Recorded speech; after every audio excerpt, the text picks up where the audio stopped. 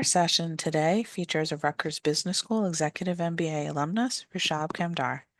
He'll be telling you more about himself throughout the presentation, so I will simply hand things over so he can get started. Thank you, Rushab. Oh, thank you, Margaret. I appreciate that. And thank you all to the attendees that have joined on this Friday afternoon. I know it's a virtual lunch and learn, but I'm sure many of you are coming from different time zones. I'm here in the East Coast in New Jersey, and it's rainy and gloomy. So no better place than staying indoors and maybe learning something of value. So because I have an hour with you, I want to dive right in. And we're going to start with this. 2 weeks ago, I was asked to judge entrepreneurial pitches presented by graduate school students who were getting their masters. Now, I commend anybody who wants to get up in front of an audience or who has to get up in front of an audience. I do public speaking for a living, but I know that most professionals will find some level of anxiety or nervousness being in front of an audience. Now, this group that was doing their entrepreneurial pitches, there were groups and individual presenters who weren't prepared. They stuttered, they used filler words. Filler words are and you know, like. These presenters were nervous, and a lot of times they had their backs turned to the audience while they were reading the text on their slides word for word. And speaking of slides, a lot of these presenters, their slides were text heavy, it was data heavy, it was crowded, it was unorganized. And a lot of times it was hard to follow along. And listen, I get it. Look, there are many ways to deliver presentations, but there are also many ways to incorrectly deliver presentations. And while I would like nothing more than to share with all of you the tips and tricks that come with all presentation skills, we're going to keep today's session solely on storytelling for presentations. And so I want to get a pulse check here. We're going to launch our first of two polls. And the question here is, who knows what professional storytelling is? And the options are not many. It's either I know it very well, I'm somewhat familiar with it, or I have no idea. And I'm presuming most of you are somewhat familiar with it. So we'll give it a minute as the answers come in. By the way, at any time, if you see my head tilting in an angle, I have another monitor here, and the poll popped up on that side. So I'm looking at the results as I look that direction. I think your assessment or your expectation was met. So far, we have most people saying that they are somewhat familiar. If there's anyone else that wanted to participate in the poll, we have just another second to do so. Okay. Great. Okay, wonderful. And I know some people have their hands raised. We're going to have time for questions. If there's anything pressing and you want to ask a question, definitely dive into the chat and put your question there. Margaret will definitely help me out if there's something that needs to be answered right away. But as Margaret said, the polls show that most of you are somewhat familiar with it. And that's what predominantly I hear whenever I speak to other professionals. So today I'm going to demystify it, and I'm going to really make it simple on how you can leverage storytelling. All right. And to start off, let's talk about what storytelling is. For me, it's taking the audience on a journey so that they remain interested. And when it comes to professional storytelling, that's a key word here, professional storytelling, there are different styles of storytelling that you would use depending on the scenario that you're in. So there's storytelling when you're networking and interviewing. And in fact, that's one of the most crucial skills to have today.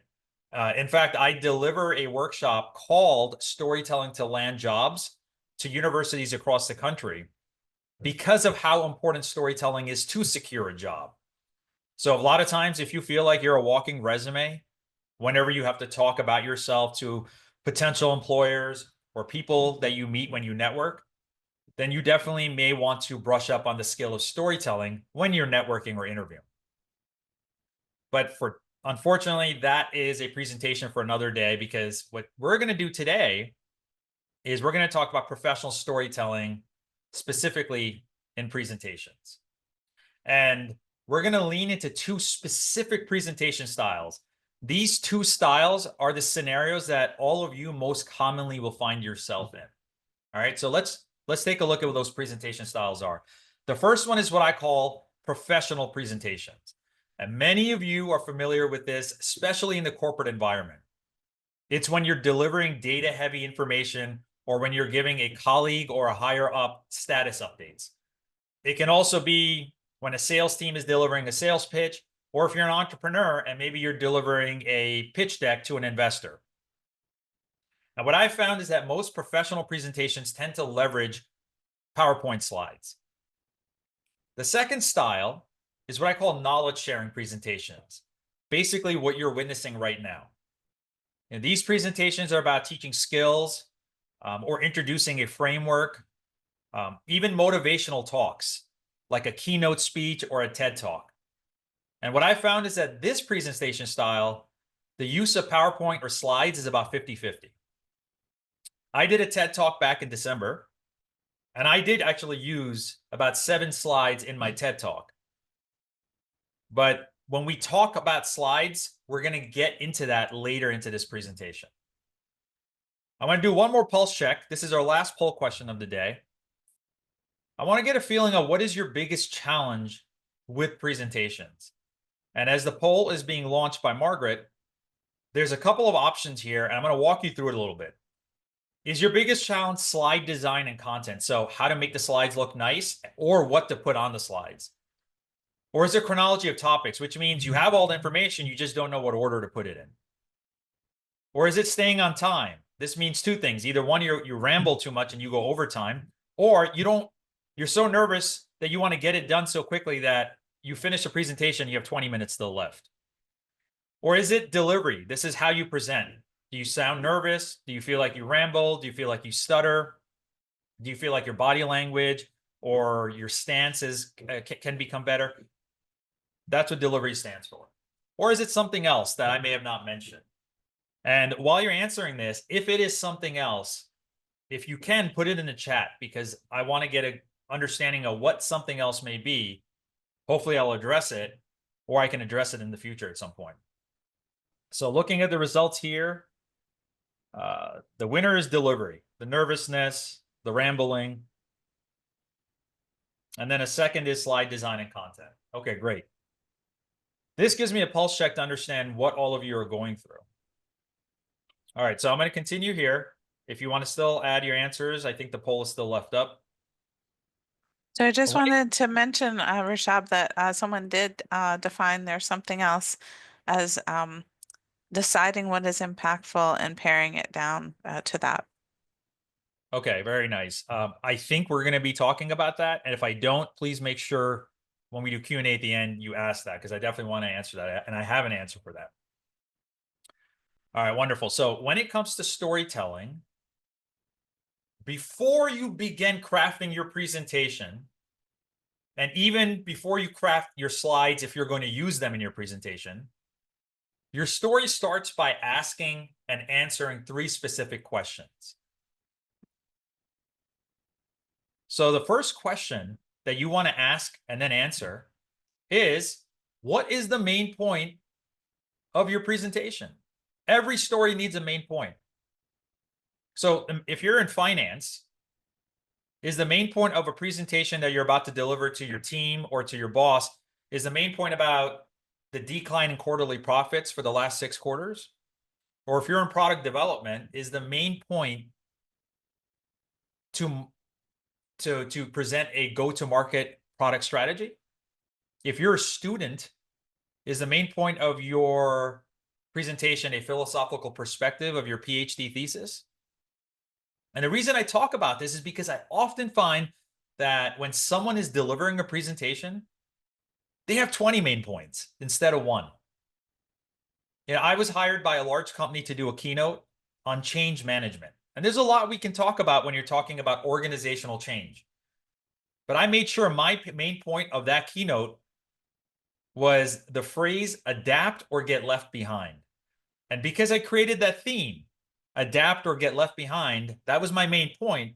It was so much easier to craft content and incorporate that into my stories. That's the first question you want to ask and answer as you're crafting your presentation and you're trying to create stories. The second one is, what is the audience's outcome or takeaway? What do you want the audience to walk away with? What is their lesson learned? What is the action item or the key takeaway after you're done presenting? Like, for example, I want all of you to walk away today feeling confident that you will know how to incorporate stories in your presentations and make your presentations interesting. And the last question that you should ask and then answer is, what would interest me if I was sitting in the audience of my own presentation? Would I get bored of my own presentation? Would it be hard for me to follow along? Because chances are, if you would get bored or won't be able to follow along, the same can happen to the audience. Now, these three questions will set you up really nicely on how to structure your presentation and start building a story around it. But once you're done answering these three questions and you're putting it all together, in order to make sure your storytelling is incorporated, you need to have what I call storytelling ingredients.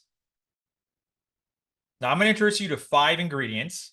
You don't have to use all of them for every presentation that you do, but the first one is definitely an attention grabber.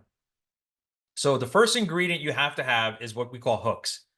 It's basically a punchy statement that grabs attention. And this could be a question, it could be a statistic, it could be a surprising insight, it could be a bold claim, it could be an opinion, or it could just be the beginning of a personal story. So let me give you an example. What if I was telling you a story of my entrepreneurial journey?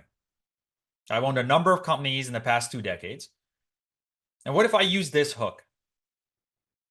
In 2018, I exited a company that almost bankrupted me. I had 2 young kids at home and I had to start all over.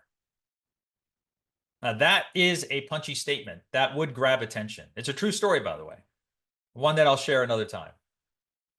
And throughout today's presentation, I'm going to highlight some examples of hooks that are more relevant to you if you're in a corporate setting or if you're a student at a university.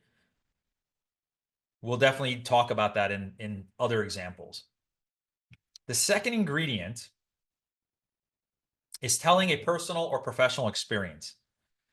Now, I'm very well aware, depending on the scenario that you're in, like if you're in a boardroom presentation or you're presenting to your bosses versus just doing a speech at a conference, you will have to decide if you're going to include personal experiences or which professional experiences you want to put in there. I had a strategy consulting practice for 13 years. I had a client who was developing a mobile app. And in my presentation to him, where I was suggesting strategies, I told him not to outsource developing that app. Because in another consulting engagement, a past engagement, I had a client who did outsource their app development overseas, and they were paying $500,000 a year. And the problem that client had was the app versions were subpar quality. And even worse, whenever they needed a revision on the app, they needed to wait a whole day. So they was causing delays because they outsourced it overseas. So that was a professional experience I shared with the client who was thinking of outsourcing their app development. See, storytelling doesn't have to be long. The story I just told was a few sentences, but using an experience was able to drive the point home. A third one, which I think is one of the most crucial storytelling ingredients, is analogies. So let's talk about that last slide. I told you that I had a past client who was outsourcing his app development overseas, paying $500,000 a year. Well, when that client hired my consulting company, they hired me for digital transformation strategies. So when I was presenting to the co-founders that they should consider ending their partnership with the outsourced company and that they should rather instead hire full-time in-house software and app developers, I had to use an analogy to really get them to understand what I was trying to say. And I remember the analogy went something like this. I said, relying on an overseas development firm is like ordering delivery from a restaurant. It's often more expensive, and by the time it gets to your table, it's cold. And if the order is wrong, you're waiting a lot longer to get the order fixed, and you're still hungry. But if you hire full-time in-house developers, it's like hiring your own chef, because you can collaborate with your chef in real time. You can adjust the recipes on the fly. You can ensure that your food is exactly what you wanted, and it's served hot and on time. And I'll give you one more example that could be in a corporate environment. Let's say you're providing a solution to a problem, and everyone knows in the organization that there's this one problem, but no one had the fire under their butt to actually resolve it. So now you're trying to corral the group and pump them up and say, let's attack this problem. An analogy could be something like, look, everyone, we all have ignored this problem. We know it's there, but we don't ever do anything about it. A lot of times I almost feel like we're all driving a car, we hear a sound in the engine, and our solution is to just turn up the radio so we don't hear that sound anymore. We know the problem's still there, and eventually it's going to cause the car to break down. So let's stop ignoring this problem and go after it. Analogies are a way for simplifying complex things as well. So if you're in the pharma or technical side or medical side, and you're trying to make someone understand something that's very medical or data heavy, using an analogy to simplify it is a great way of incorporating storytelling. The fourth ingredient is what I call visuals. Now, this is the use of images to incite a feeling or emotion. Sometimes a visual is a clean graph. It's a nice looking framework, anything to emphasize relevant information. And I'm going to have examples of visuals in this presentation. So I'm going to jump to the final ingredient that you need in order to incorporate storytelling in your presentations. It's what I call vocal variety. That's your speaking style and the use of your voice. So slowing down so that you can pronounce your words more clearly and so that you don't stutter or use filler words. Taking pauses to allow the audience to process what you've been saying. Having cadence and tempo in the way you speak so it doesn't sound monotonous. Having energy and passion when you speak. And I get it, not everyone is a professional speaker, but these are areas that you would maybe need to practice on in order to ensure your delivery lands. You know, if any of you are parents and you have kids and and when they were younger, you told them a bedtime story.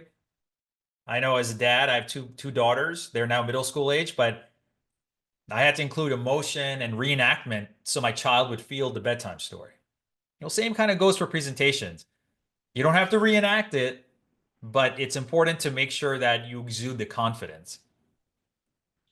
All right, so now that you know the 3 questions that you have to ask yourself before you start crafting your presentation, and now that you know the 5 ingredients of storytelling, let's dive into that first presentation style that I was talking about, which is professional presentations. Just a refresher, professional presentations are used for sales pitches or presentations that are data heavy, or when you're trying to provide your team or boss with status updates. And what I want to show you first is a framework that I created. I'm going to introduce a framework that I created that helps you tell the story. Because what I've seen in my experience is that many professionals struggle with structuring their presentation. So let's imagine that your entire presentation is one big story, and in it you can have many stories. Here's a framework that I have introduced to executives of corporations and students at universities. I call it the PSBA framework. Each letter is an acronym. So I'm going to introduce what those letters mean, and then we'll speak about it in a little more detail. The P stands for the problem. You essentially want to address what the issue or challenge is. That's the beginning of your entire presentation story. The S stands for the solution. What are you proposing that will solve that problem? Then the B is the benefit. If we go with this solution, this is how all the positives that will come out of it. And then the A is the action. In order for us to implement this solution, these are the next steps. So if I use my presentation that we're talking about today, I didn't follow it fully on the PSBA format, but if I wanted to follow it in that format, this is how I would outline it. I would say the problem is for professionals who are struggling with incorporating storytelling into their presentations. One solution is the PSBA framework. A benefit of the PSBA framework is that it gives structure, flow, and ample opportunities to include storytelling ingredients, which will help the audience better understand the content. And then the A, the action, would be to instruct the audience to take maybe an old presentation they have and apply the PSBA framework. So by using this framework, it's going to help you eliminate incorporating a lot of unnecessary details in the presentation. So I think that was one of the questions, like how do I know what to include and what not to include? And so this is just one format. There are many ways to structure a presentation, but if you do struggle with structuring, the PSBA format can help you not only structure a presentation accurately and concisely, it can also help you figure out where you can add stories. Because believe me, I'm sure there are some examples, analogies, past experiences you can put into the problems that your company may have been seeing. Or there might be some analogies that you can use with the solutions that you're proposing. Maybe talking about what another competitor is doing, and that could be an analogy. The second part in professional presentations is when you go through to those data-heavy presentations, especially with those data-heavy slides. So here are some examples. I'm sure many of you are familiar with what I like to call the Lord of the Rings length novel incorporated into a presentation. Listen, the audience doesn't want to sit there and read it. And even worse, the audience doesn't want to sit there and listen to you read it, especially with your back turned to them. So that's one thing you want to avoid. Then we all love the half graph, half Excel, pasted as an image onto the slide model. It's always a little blurry, and it just requires the audience to really try to figure out what's going on here. And even if your graphs do look nice, it's still sometimes there's way too many. Again, the audience shouldn't go through a time-consuming exercise during a presentation. And then there's the fan favorite, financials thrown onto a slide because why not? So let's do this. Let's use actually this example, and I'm going to show you how we take this example and make it into a story. This, if you look at the top, it's Macy's quarterly profit and losses, all right? Well, let's say Macy's had a goal to do better in their holiday seasons, their holiday season sales. And so now you would want to analyze the fourth quarter of 2023 and 2024. So you are like, you know what? This is too messy. Let me simplify it. And this is how you simplify it. You take this the two main important categories, quarter four of two different years, and you make it look like this. Yeah, it's cleaner, but we can definitely do better. So here's what I would do. If I had to present this to my higher ups on analyzing if we did better in 2024 for our holiday sales versus 2023, this is how I would go about it. So in 2023, what you'll see is marked in purple. We had a net loss of $837,000. Now, we had a mission here at Macy's to reduce that loss in 2024 for our holiday sales then. Unfortunately, we went the opposite way. We didn't reduce the loss. We made it larger. We actually lost $306,000 more in 2024. So obviously, we decided to dive into the numbers and identify what the problem is. So we decided to look first at the gross revenue. Oddly enough, to our surprise, they're almost identical. But I wanted to dive a little deeper into the revenue categories. Now, you don't have to analyze this graph. A simple eyeball test will show you that if you look at 2024, which is in orange, the last three bars are higher than the purple, which is 2023. But the one that should catch your attention, where we did lose money in quarter four for 2024, is the first one. Our first problem we identified is that we had less in-store sales. And naturally, we asked why. What are the possible reasons that we had less in-store sales? And so we identified four possible reasons. First, we think we had less visitors to our store year over year. That leads to the second potential reason. We didn't have really good promotions. Our marketing was unattractive. The third is that we believe our prices were higher compared to our competitors. And so less people were buying. And finally, we believe that we didn't have in-demand product offerings compared to our competitors. People liked our competitors' products a little more than the ones we were putting out there. But our gross sales is not the only problem. We wanted to then look at our cost of goods sold. And what we see here is that we spent more money in 2024 than we did in 2023 on what we were selling. Specifically, we spent $121,000 more. And so we decided to dive into what we spent more on. Now, I'm going to stop here because I can keep going on, right? For the last 2 minutes, I basically walked you through a journey. I took what was essentially a big profit and loss statement that was thrown on there, and I just took us on a journey and I identified what could be problems. Here's what we looked at, and it was simple and digestible for all of you to understand. So this is something that I find a lot of times people struggle with, because what they say, a lot of professionals will say is, well, look, I just want to create a presentation. I just need to put it out there and show it to my team. But what good is it to show someone a data-heavy presentation if they don't understand what they're seeing? Now we're going to go into knowledge sharing presentations. And let's talk about how we incorporate storytelling there.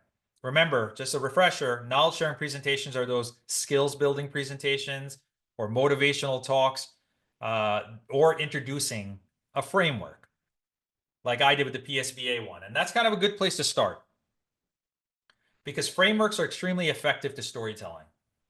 But the key is that they have to look nice, and then you have to be able to apply them to storytelling. So if you think about the PSBA framework that I introduced earlier, what if I introduced it to you like this? I'm not saying this looks bad, but just putting bullet points and saying, hey, everyone, this is the framework you should use, versus what I did show you. This is how I introduced the PSBA framework. Now, of course, we can all debate on which one looked better. For me, aesthetically, I just thought this one lands better. And as I said, frameworks are a great way to incorporate storytelling. So I actually run a workshop titled Think and Talk Like a CEO. And in that workshop, I introduced something that I call the Business 360 framework. And I always start off by saying that when many of us think about business in our mind, it's one big block of business, like one big room, and all the components of business are all over in our minds running around. So what I propose is that we take that big room and organize it into 6 buckets. Now, what you'll see is 6 buckets populating on your screen. I remove the names of those buckets because I don't want to divert your attention from what the example I'm trying to prove here. But they're not called category 1, 2, 3. They're actual names of how I divide business. So once I introduce the foundation of this framework to my audience, this is how I put it into a story. I use Shark Tank as an example of how sharks will think like a CEO. And each of those buckets is applied to how the sharks analyze an entrepreneur's pitch. And this is when the aha moment happens to the audience, because I took a framework and I used it as an example, crafted a story around it, and the audience is like, okay, I get this now. And because I keep calling it the buckets of business, I'll introduce the framework like this. And I'll say, the sharks create buckets in their minds to organize how they view business. In fact, this framework further expands from 6 buckets to 18 buckets when I'm doing this workshop. And in those 18 buckets will be all the elements of business. So there'll be actual text written in there. So what I'm doing is I'm phasing the audience into the framework, because the framework can get big and complex and I don't want to overwhelm them. So I phase them into it. And it's colorful and it's easy for them to see. And we've used it in an example. And then we'll actually do an in-class example using the framework. And so this is all part of that storytelling experience. Another part in knowledge sharing, if you remember, I told you, is visuals. I can't stress enough how important visuals are to incite an emotion or a feeling. So I'm going to give you an example how we're going to use visuals. A few weeks ago, I was asked to present to some graduate students about my entrepreneurial journey. Now, for the next minute and a half, I want you to just go along this journey with me, because you're going to see about 10 or 12 slides of pictures. Here's how I leverage visuals. After undergrad, I had 2 options: accept standing offers I received from hedge fund companies, or go into my family business. where we bought large ships such as oil tankers, cargo vessels, fishing trawlers, and we recycled them for their metal. In other words, they were cut up and demolished for scrap. I have to tell you, it was an intense business. It was unsafe, it was unhealthy, it was terrible for the environment. But we were the only ones that took these ships to their graveyards. Now, I joined the family business. One key reason is because I get to travel the world.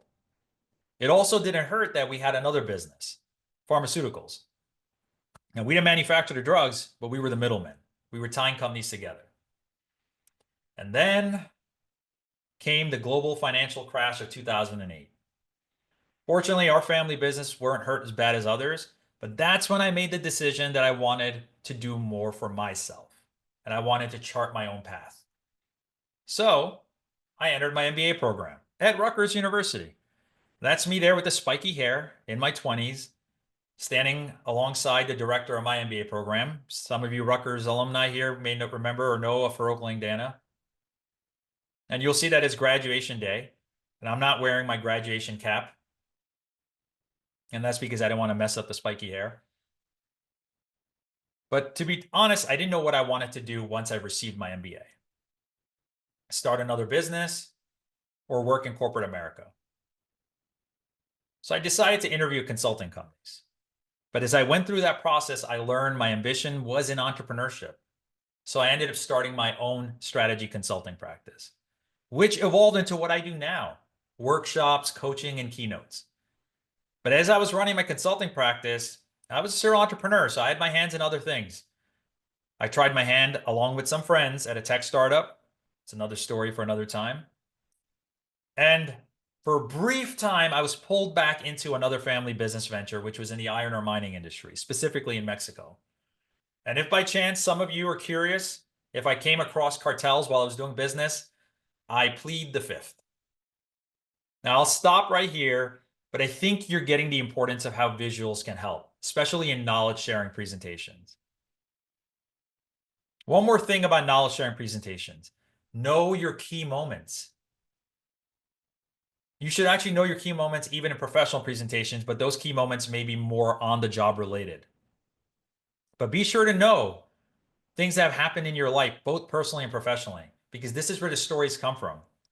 In past presentations, I've told stories on the chaotic and stressful journey in getting Taylor Swift tickets for my two middle-aged daughters, where my entire family, we flew to Germany because it was cheaper to watch her perform there than it was in the US. I've shared a story about a moment when I was told that because I went to Rutgers for my MBA and not an Ivy League school, that I won't land interviews at top consulting companies, only to prove those people that said that wrong by landing interviews at McKinsey and other brand name consulting firms.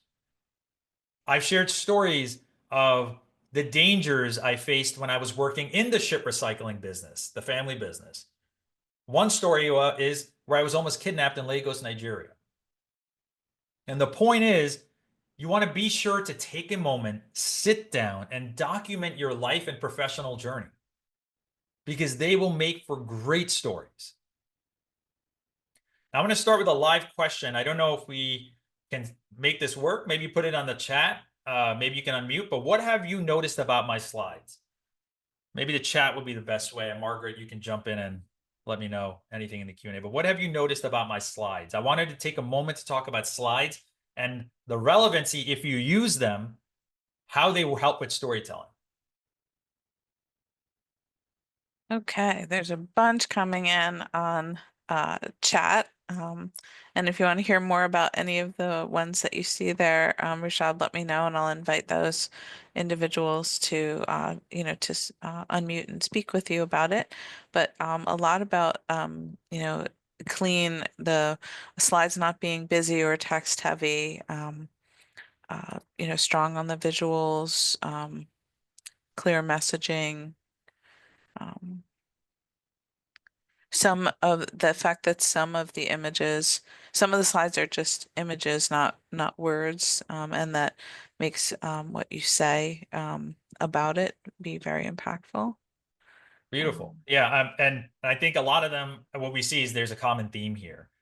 And the common theme is that they're not overdone and they're clean and simple. And that's a very important piece that I want to put out there. I know I gave an example of data heavy slides, but even if they're not data heavy, sometimes presenters feel like they need to put so much on the slide. And I'm a big believer that less is more, because the slides are the scenery in a presentation. The content comes from you and your mouth. If you're reading everything that's on the slide and there's a lot of text, people will stop paying attention to you and they'll start reading it on their own. So less is more, and stay organized and clean as best as you can. Give a little more attention to slides if you're using them. Now we're wrapping up here. So what I have is 3 common themes that no matter what presentation style you do, if it's professional presentations or if it's knowledge sharing presentations, no matter what you do, there are some common themes that you have to have. The first one is make it all about the audience. Early in my career, when I was in the business world as an entrepreneur, in my 20s, I was pitching to investors to raise capital. And man, did I fail in so many pitches early on. And that's because I always made it about myself.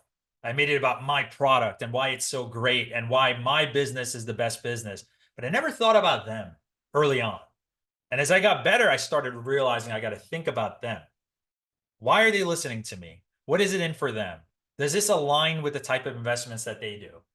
What stories am I telling them that they can relate with? So when you start thinking about who the audience is, it's easier for you to actually disseminate the information. The second common theme, no matter what presentation style you use, is get to the point. Storytelling does not have to be long-winded.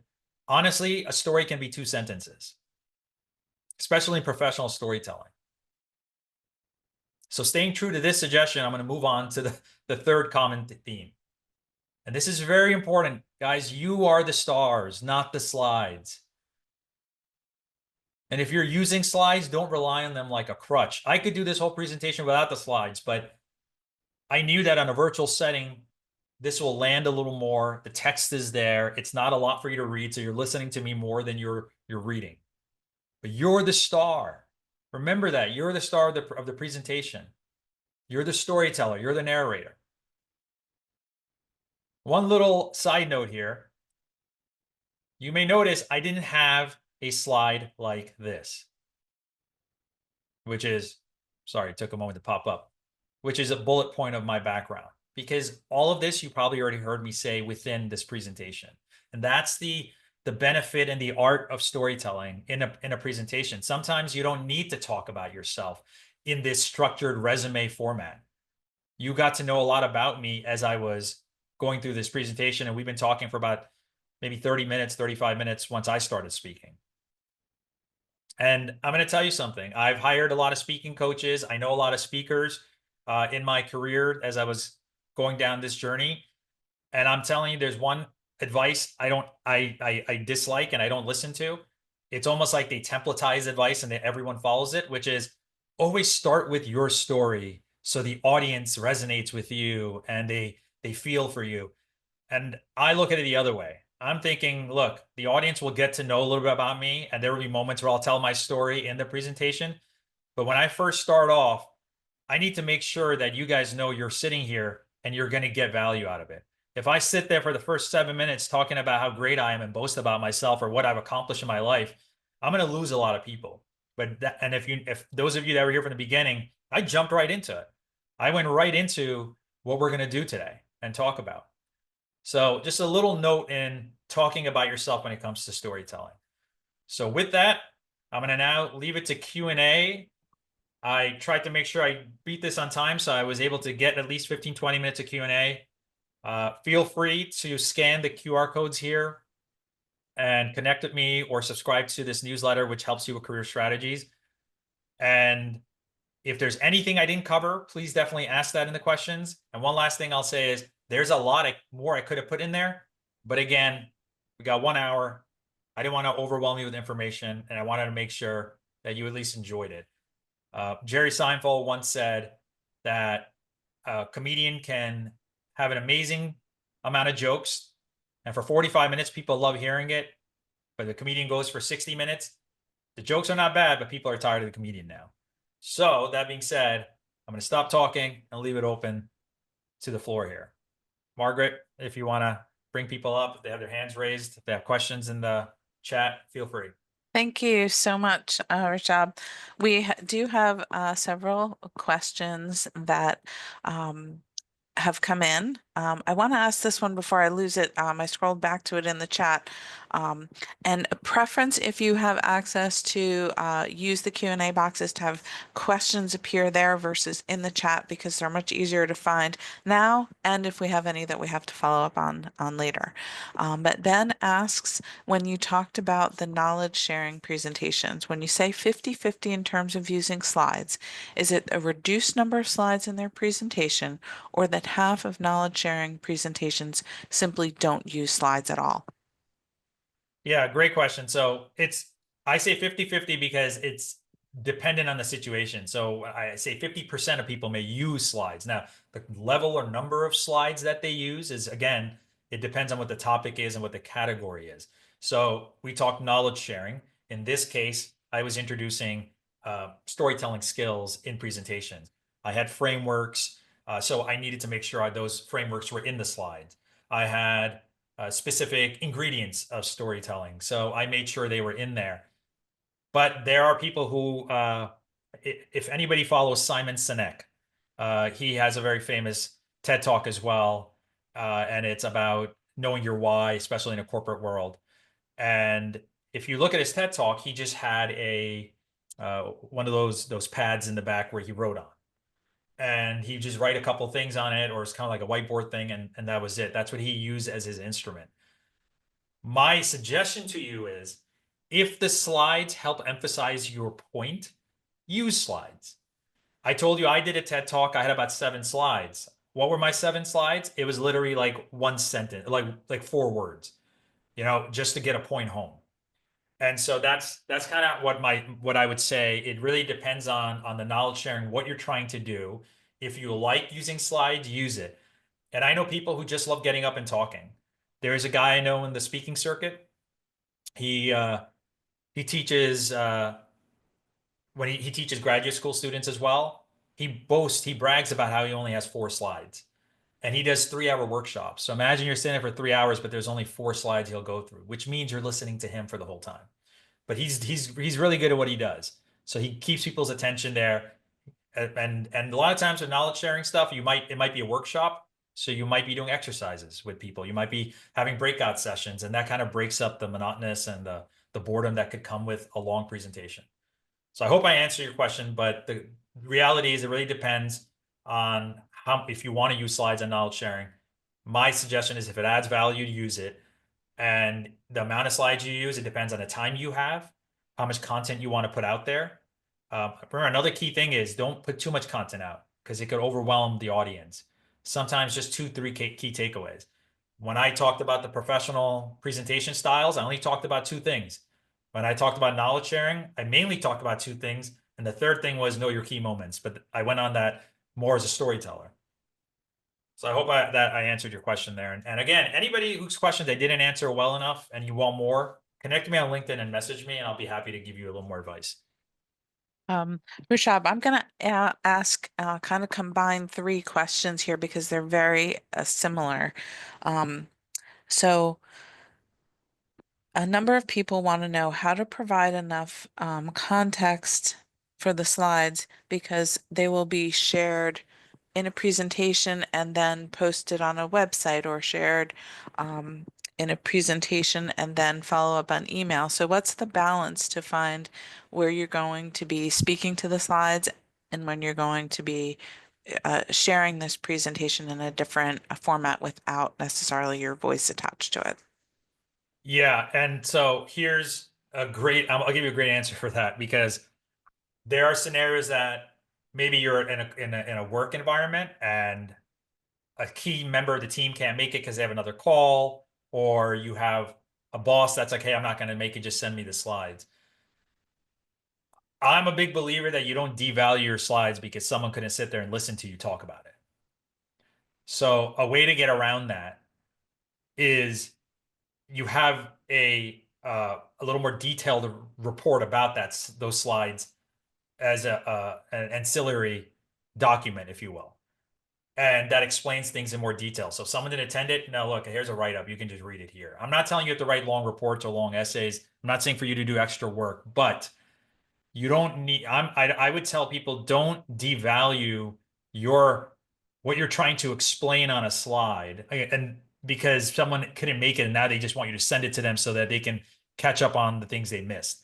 Slides are not a report. If people want a report, then you just create a side report if your boss wants it.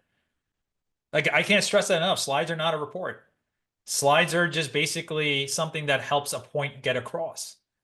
And so when someone says, "Hey, send me the slides," because I'm not going to be able to view it, well, send them whatever you have. And if they want to know more, say schedule a call with me, or I'll send you an email. It's just I know I'm a little more like when I'm saying this, I'm very kind of black and white on it, but that's just my belief on it. Like I get it, the scenarios could be different, bosses want it, etc. But if you're trying to convey something, the slides are not a report. I've actually told people, say everyone makes it, and you have, that P&L financial statement that I had there that was very detailed. Let that be in a ancillary report that accompanies the slides. But your slides should not have that entire Excel pasted there. I hope that helped.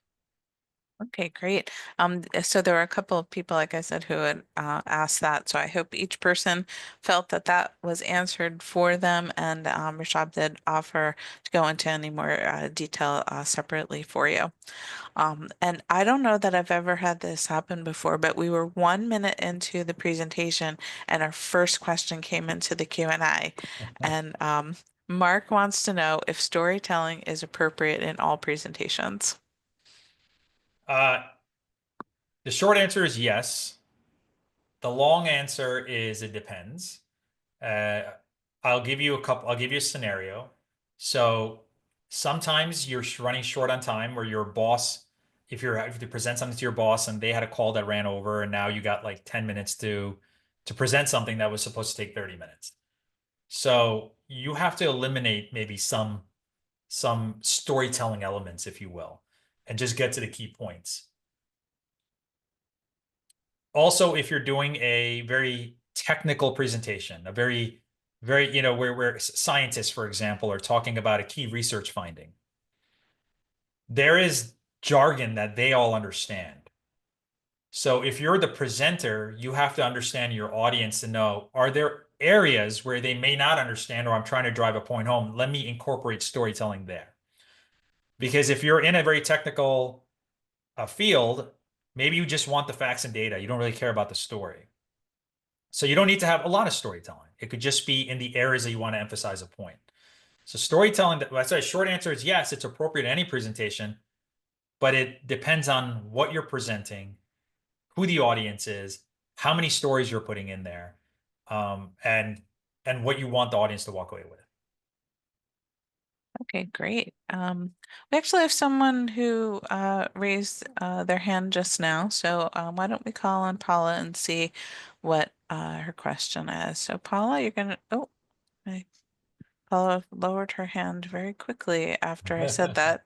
Paula may have gotten stage fright. Okay.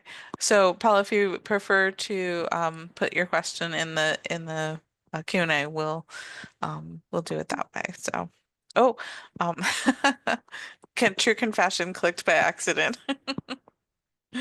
Um, okay. So, let me get to the next question here.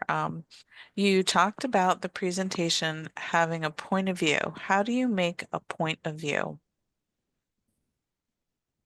How do I make a point of view? Okay, so essentially, you're trying to have the audience look at something the way you look at it. And so when you're trying to explain that to the audience, that's a point of view. If you were to tell a friend a story of, your experience on a vacation. You would want to incorporate the interesting parts that made that vacation such an exciting, amazing vacation. And you're giving it in your lens, in your viewpoint. So if I understand the question correctly, and if I don't, please clarify it, but you make something in your point of view for them, for the audience to understand. Right? That's the point of presenting something. You're trying to get the audience to understand something. Right? And so a point of view can also be the data that you analyze.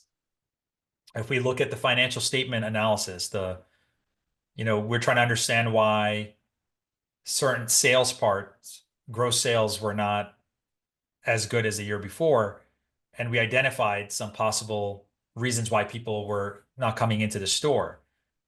So now you're shifting a point of view of the audience's point of view to your point of view. Like, hey, this is why I think people were not coming into the store. I want you to look at it in my viewpoint and go towards that. And the best part is allow the audience to disagree with you and let them give their point of view, and then you can have a dialogue in the Q&A. So I don't know if I answered your question or if I understood it correctly, but this is how I understood it, and that's how I answered it. Okay. I see that Ben has hand raised, and just want to unmute Ben to allow him to ask his question. Oh, Ben got stage fright too. So literally as soon as I was about to click it. Oh no, there's back. Okay, there you go. Go ahead, Ben. Hi there. Sorry, I'm not so familiar with this format on Zoom, so apologies there. Thanks so much for the lecture, Rushab. Really appreciate your time. I'm a full-time MBA student and I've attended several workshops that you've given over the years, so really appreciate this lecture. I was just curious, how important do you think it is to avoid filler words when presenting? Honestly, I often present, often practice several times before presenting. Honestly, I don't think that I have that much stage fright, but I do find myself using some filler words as maybe I'm using right now. So I was just curious, how important you think it is to avoid, filler words when presenting. First of all, nice to see you again, Ben. I remember you, and thanks for this question. I appreciate the kind words. Great question. I'll simplify for all of you. In our American English vernacular, saying and is kind of part of the culture. We say it. We all say it. I even say it no matter how much I practice it. So it can come in part of just the conversation and dialogue. You say it here and there, that's fine. But if you find yourself saying every time you're like trying to say a point or get to the next slide, I remember hearing Will Smith in interviews, and he used to always say, and every word he said would be, and it's a pet peeve of mine because I study this stuff, so I would catch that. That gets annoying. So Ben, if you're doing that very consistently when you're in a high pressure situation, that's when you have to actually practice and work on it. Your question when you asked right now, I may have caught maybe two uhs in there. Otherwise, it was fantastic. You didn't have any nervousness. You asked the question very clean and clearly. It was concise. So unless someone's pointed it out to you, and it's great to talk to people that you trust to objectively just ask for notes on what can I improve on, I think you're perfectly okay, Ben. So it's okay to have a couple of uhs and ums, and I probably said it maybe a few times in this presentation, even though I am intentional and mindful not to. A great way to practice avoiding that is slowing down when you're speaking, because it allows you to also process what's about to come out of your mouth. You're not trying to get your mouth to catch up with how fast your brain's thinking. And so you just pause, slow down, take a breath, and then move on. And if a lot of times if you're transitioning and you find yourself saying, okay, let's get to the next question. Let's talk about the second ingredient. Replace the and the with a pause. So let's get to the next ingredient. Now that we've talked about storytelling in presentations, let's talk about storytelling in networking and interviewing. I was taking pauses because I didn't want to say and I hope that helped, Ben. Thank you so much. Thank you, Rushab. Thank you. Absolutely. Okay. All right. I have to address the elephant in the room, which is that we've gotten more questions than we have time in our set hour for. Rushab, do you have capacity to stay on a little bit longer and address these questions, or do you have a preference to finish right at the top of the hour and maybe address these questions in a different manner? I can stay on probably about 10 to 15 minutes past the hour. So Okay. I'm happy to stick around a little longer. All right, perfect. So we'll try to get to all of the questions. I know that Martin is very anxious for an answer to this question because he asked it in three different places. So, um, when is it appropriate as you're in your presentation, to begin to take questions from the audience? Oh, love that question. So it's appropriate depending on the time you have. So if I do workshops that are sometimes half-day workshops that are between 3 and 3.5 hours long, and sometimes they're full-day workshops. So you got a lot of time to just allow an interjection and a question and a conversation. Also depends if it's virtual or in person. And now in a scenario like this, you can tell that I tried to get through everything so that I can leave the last 20, 30 minutes on Q&A. And I think that's a great place a lot of times because you're not being interrupted in your presentation flow. Now, I'm going to give you a little presentation pros and cons that I've heard in my time studying presentation skills, because you have people on both sides of the fence. So there are people who view themselves as speakers more than delivering a workshop type of presentation. And so speakers in their mind is the last thing they say should be the most impactful because the audience will remember the most recent thing that you said, and then they walk away with the wow factor. That's what a lot of speakers believe. So they prefer not to take questions at the end. And the reason why is because if the questions come to them and the speaker doesn't know how to answer one of them or fumbles it, that's what they believe the last person is going to remember about them. Now, remember, to me, it's about you, the audience. I don't care if you thought I was a great speaker or not a great speaker. I care that I gave value to you. So I'm a believer that, hey, if you have questions, just wait till the end so I can give it its due time. Because if you ask me in the middle of the presentation, I might rush the answer because I want to get to the next point. So I don't run out of time delivering all the content I've created. And so it comes down to the dynamic that you want. And I hate to sound like this because I know a lot of my answers are depends, but I'm trying to give you the different scenarios, hopefully that it aligns with the scenario that you're in. And so I'm a believer to take most of the questions at the end. If I'm in person, I love doing back and forth dialogue as I do a vibe check, how the audience is with me. And then I can take questions in the middle. I know I have time. I know the things I can cut out and things I can lean more into. On a virtual setting, I always prefer to do it at the end because virtual is just so wonky and it's a little harder to sometimes have things land. I'll stop there because I can keep talking about it, but I hope that helped. Great, thank you. Um, we have an interesting situation here because we have one person who asked for advice on building something that is for a board examination certification and needs to be, heavy on content. And then the very next question, then I don't think the audience sees the other question, but the very next one is in the scientific and pharma world, data and references are expected, and asks, would you recommend using URLs or QR codes to send the members to this information to avoid highly detailed slides? So the second question almost answered the first question.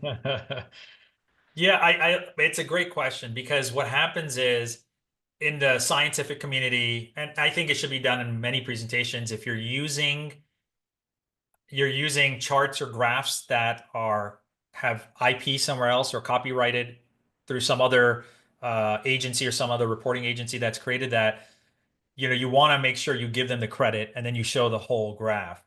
One way to do that is if you have something that's data heavy, you can just for 5 seconds show the data heavy slide. It says, look, here's a slide that has all the data, but I don't, and you kind of break the fourth wall with the audience and you just say, I don't want all of you to read all this. If you want to know more about it, there's QR codes I'm going to send at the end where or URLs where you can go actually read more about it. Let me break down the most important parts of this slide. or this graph or this chart, and then the next slide starts simplifying it. So you can still have a data heavy slide, but just, have that rapport with the audience, kind of just make it a people to people, human to human connection, and then be able to say, look, I know this is a lot. I don't want all of you to read this, but let me just talk about some of the most important points that's on this slide, on the next slide.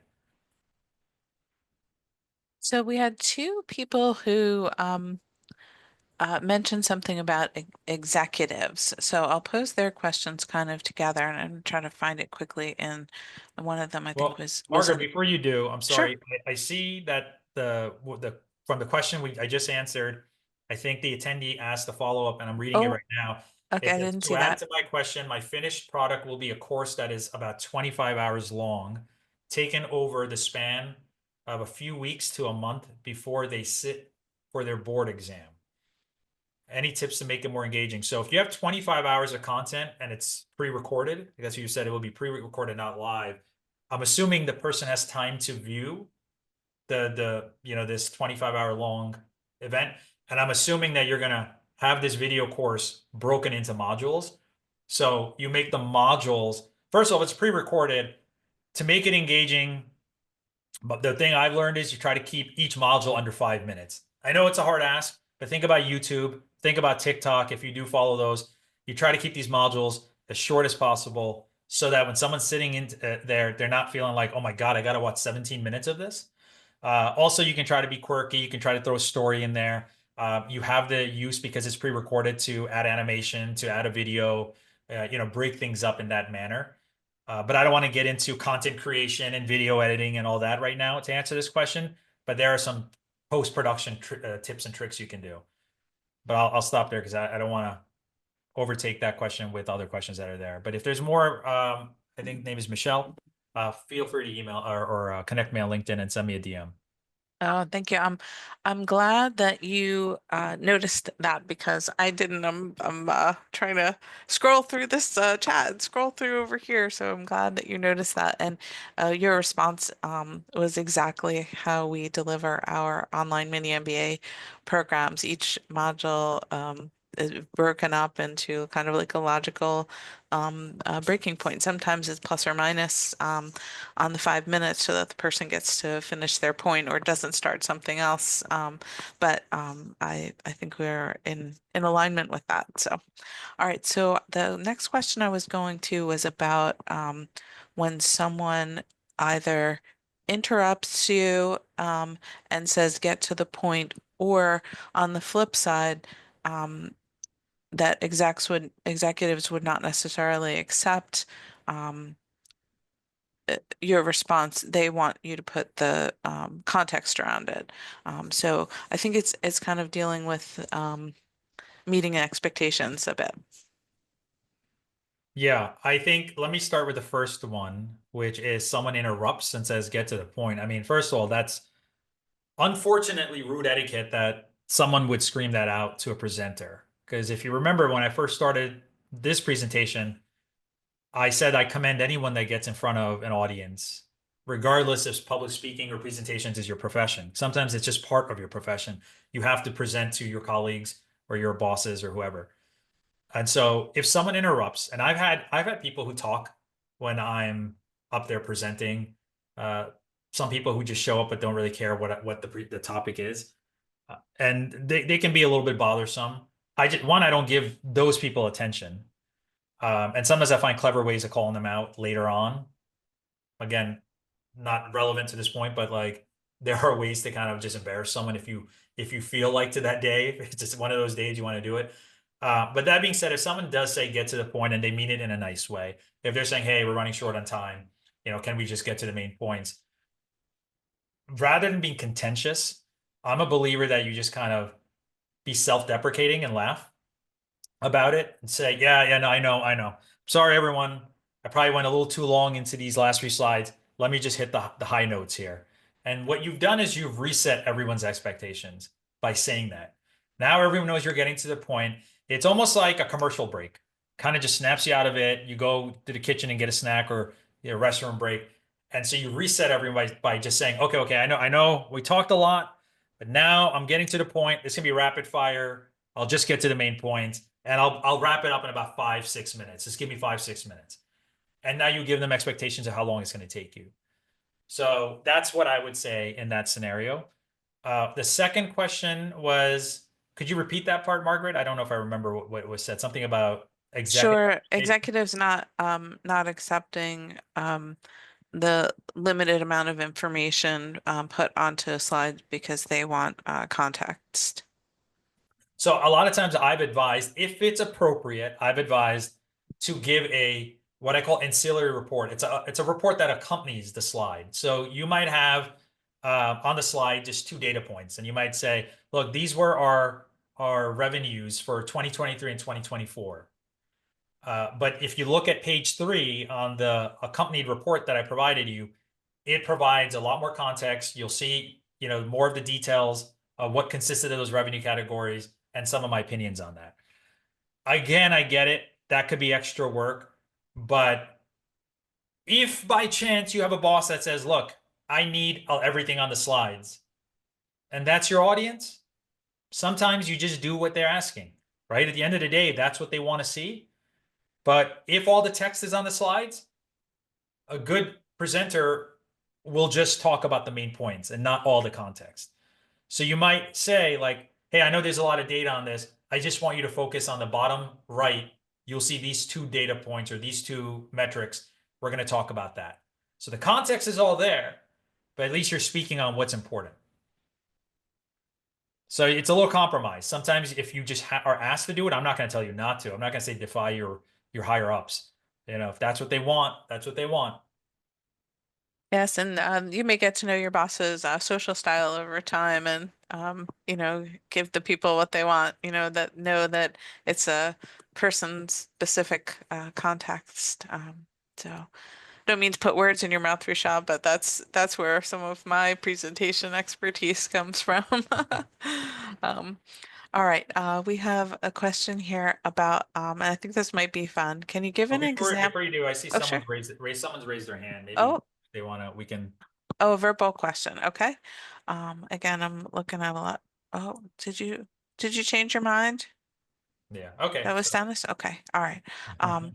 So I think it'll be fun if you can respond to this. Can you give an example when the story just didn't work? You started into a presentation. Um, this was kind of talking about the get to the point, but I thought it would be fun if you shared examples of when a story didn't work. Because, and the reason I brought that up is another question that came in said, like, how did you develop your storytelling skill set? All right. So great 2 questions. The first one, a story doesn't work if you're not prepared. A story doesn't work if you have not ironed the details out beforehand.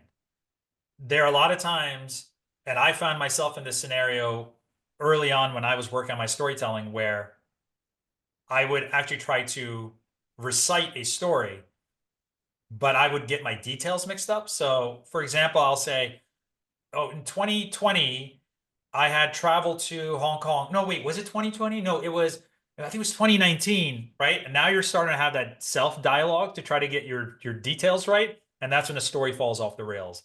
A story falls off the rails if there's no structure to it. A story falls off the rails if there's no flow to it. If it's a lot of detail that's unnecessary. If you ask someone, tell me about your vacation, and they tell you every moment from the Uber picking them up to what they ordered at the airport before they boarded the flight, to what they did on the flight. They haven't even gotten to the point where they're in the tropical island and you're already bored, right? So you have to sometimes take away those little minute details and just put the relevant points in. So that's how a story falls off the rails.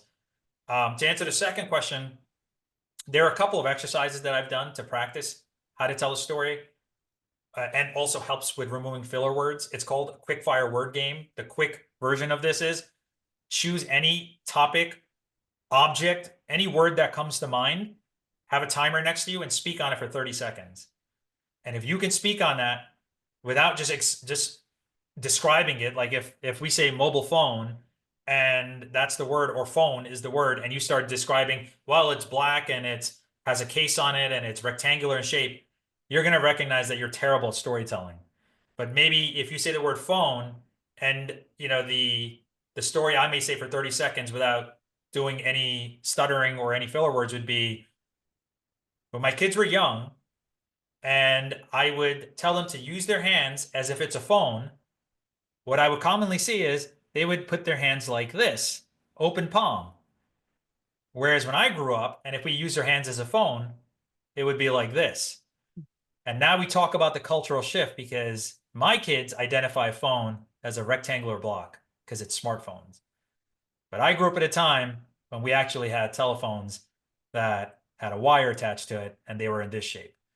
That's a story. I may have gone for 30 seconds. I may have gone 25, may have gone for 40, but it's how we practice being able to tell a story. There's a great exercise by a very famous playwright, slipping my mind which playwright this is, but it's called a 6-word sentence. And if you can make a sentence in 6-word story, excuse me. So what this playwright wrote, this literary author wrote, he said, for sale, baby shoes, comma, never worn. So for sale, baby shoes, never worn. And so now all these questions will come in your mind. You know, how much is the shoes for? What's the size? Why did the baby never wear it? Did something happen to the baby? Great way of telling a story. You know, one I do is had one, then two, I'm rich. So people are like, what did you have a one and then have two? And what are you rich about? And really it's had one daughter, then had two. Now my life's rich. It's not about money. It's about them. Right. So it's the story, right? That's just, you know, a couple of tips and tricks. Well, Victoria is helping you out here and saying that's a Hemingway thing. Yeah, thank you. Yes, it's Hemingway. All right, I think I can sum this up in two last questions. One is in terms of, some things that you said throughout the presentation, this Jose found engaging, which were things like, I'll save that story for another day, and is wondering if those uh, types of phrases and that was strategically placed, and do you have any advice you can give on how to incorporate that type of things? And is that related to that key ingredient that you mentioned, vocal variety? So one, it's absolutely strategic. It's to definitely keep people on toes. It's teasing things that they want to hear more about, hoping you may get back to them on that story. Or maybe after the presentation, if it's a live session, they come up to you after and say, hey, you know, I really wanted to know what was that story about, right? And it's just, again, that's a hook. It's a way to get people interested. So yes, it was strategic, but there needs to be sometimes relevancy to it, right? So the things that I said, there was relevancy to the stories I was mentioning. So that's how I would answer that question. What was the second part, Margaret? Let me get back to that. I know it was about vocal variety. Where'd you go? Let me I think find it's it over here. unanswered. We'll go to the answer tab. Answer. Yeah, I went to the answer tab and it was, I don't know, was it a Oh, I found it. Okay. So what advice would you give us of how to incorporate those and if they're related to the ingredient of vocal variety? Okay. So look, every story is incorporated vocal variety. How we speak, how we sound matters. If I were to say to you, communication skills is a key to success versus communication skills is the key to success. It's a huge difference in using my vocal variety. I emphasized the word that I wanted to emphasize. It also showed passion, showed energy. So I don't know if I'll save it for another day is really, you know, apples to apples with vocal variety, but anything you say, even if it's not stories, just talking, you need to learn how to develop cadence. So I teach communication skills. One of the things I always teach is our voice box is an instrument. So if you think about a piano that has 88 keys, most of us have only leveraged 2 keys our whole life. But we have so much more range. We haven't messed with all the other keys we have. And the problem is when we do play with those different keys, it sounds so unnatural to us because we're not used to sounding like that. We think it's cringeworthy and we don't do it again. So the big thing is for you to get out of your safe space, if you will, and really put yourself out there and be able to shine for all vocal right. variety. Yeah. Um, So I didn't mean to lie, but I did. I actually want to do two more questions, and that will be it. Any tips for international audiences? Yeah, so first of all, international audiences, I actually, there's a workshop I do with a lot of universities. It's called Helping International Students Acclimate to the US Job Landscape. And the one thing I tell a lot of the international students is love how you sound. Really love it, because your accent is, you may think it's an accent, but if I come to your country, I have an accent, right? So we all have accents. So don't get shy with how you sound. Then, in order to speak a little more clearly, slow down.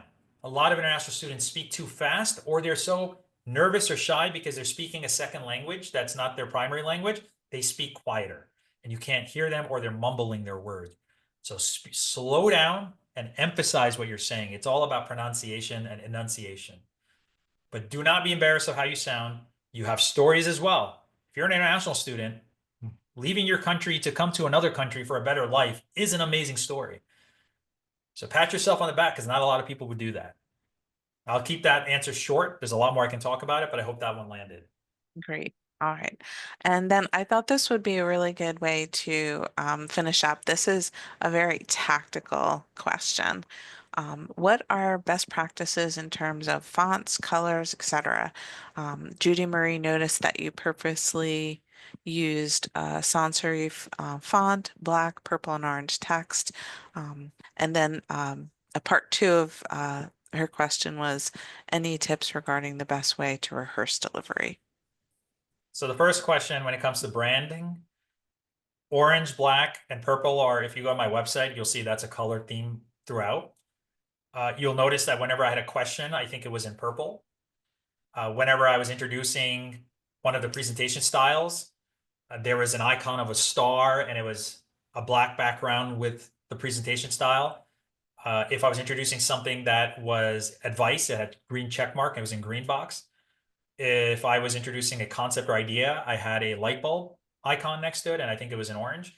So I was intentional in how I do it. I put extra attention to slides. Sometimes people don't, on the aesthetics of it. It really just comes down to your time limit, when the deliverables due, when you can put all that stuff together. I've had people who said they love the color schemes in my slide. I've had some people says they found it clean, but they're not a fan of the color orange. So I can't help that someone hates a color. That's kind of out of my control.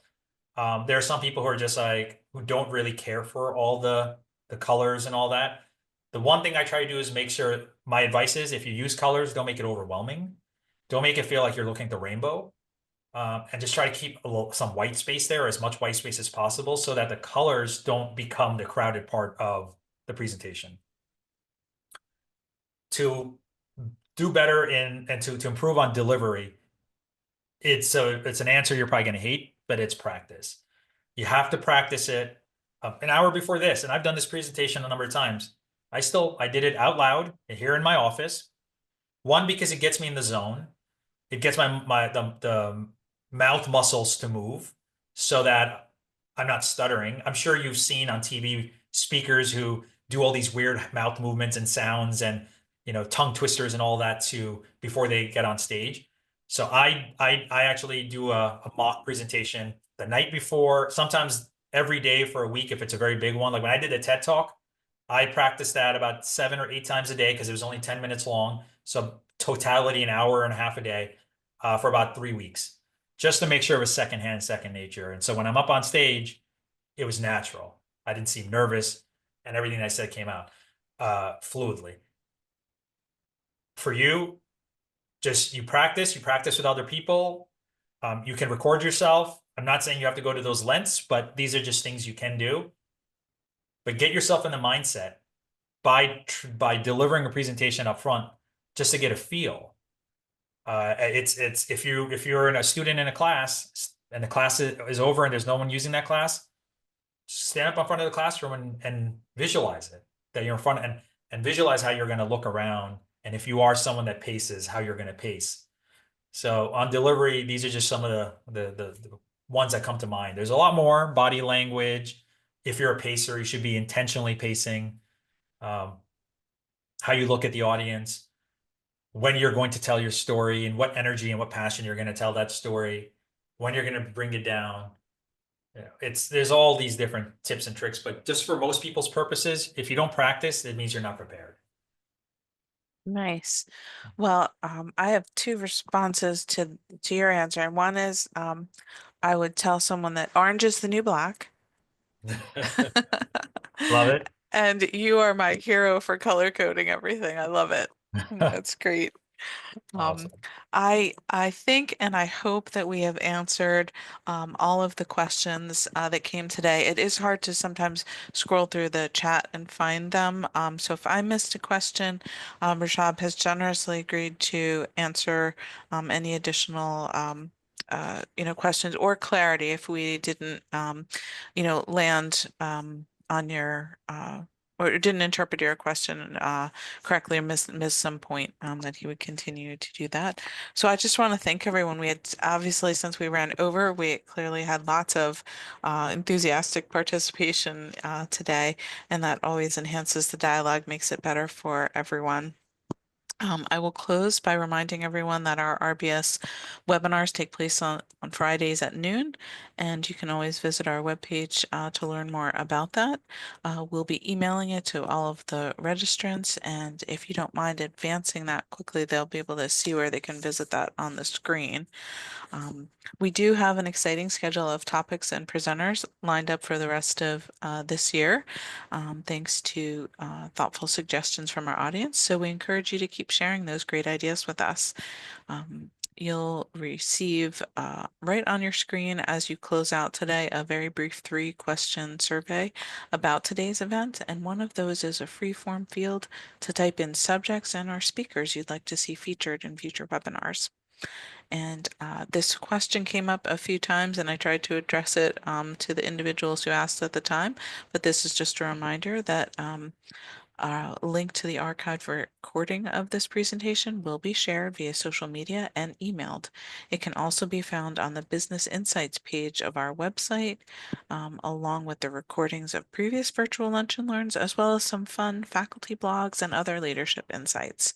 So, Rashab, I thank you so much, and our audience, I thank you for hanging in with us. And have a great rest of your day. Thank you, everyone. Take care. Have a great Take weekend. care. Bye bye. Bye.